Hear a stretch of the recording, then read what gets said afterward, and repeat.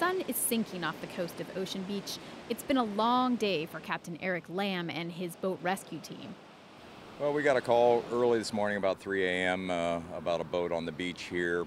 The call was from U.S. Customs and Border Protection. This branch of the Department of Homeland Security contracts out with private companies like this one to pick up abandoned smuggling boats from the beaches and rocky cliffs of Southern California.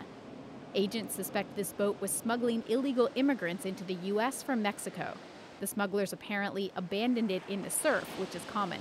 Actually, at the time we were in high tide and the boat ended up going all the way, pretty much all the way underwater several times and filled up with sand and then got buried in the sand. So it's been quite a fiasco to get it out today.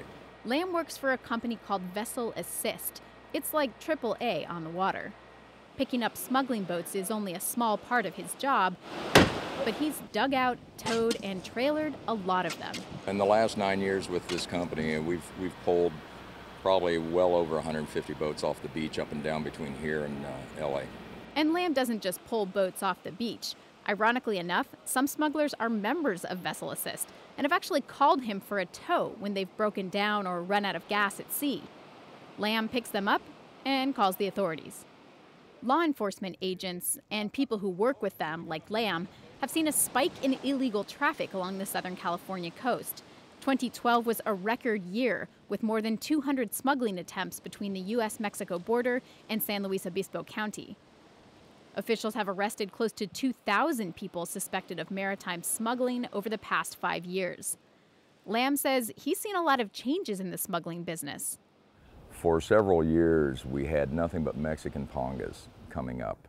Pangas are open-hold boats easily packed with people or drugs. They take off from Ensenada or elsewhere in Baja California, race up the coast at night, and drop off their cargo on deserted beaches.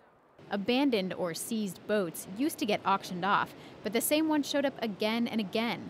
So now they're chopped to pieces.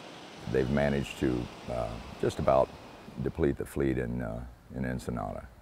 These days, smugglers are becoming more inventive, using a variety of boats, even pleasure craft, the kind of boat you might see kids wakeboarding behind. And smugglers are going farther out to sea and further up the coast.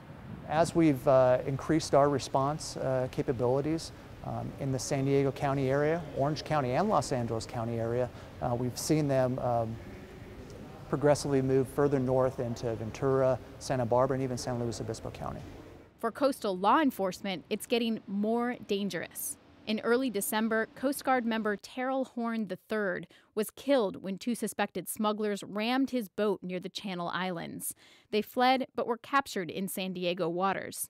Following Horn's death, Coast Guard officials say they haven't made any major changes in the way they operate.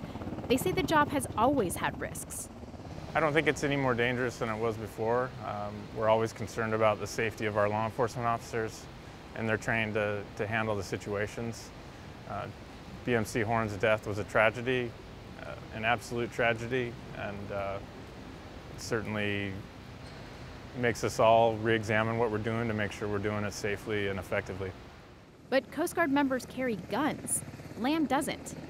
He says his boss has been talking to the Coast Guard about having one of their boats go ahead of Lamb's when it seems there might be danger.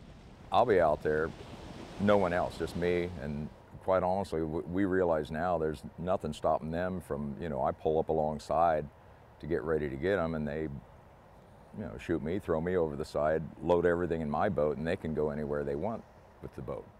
The 2 Mexican nationals arrested in the killing of Coast Guard member Horn were indicted last week by a federal grand jury in Los Angeles. Jill Replogle, KPBS News.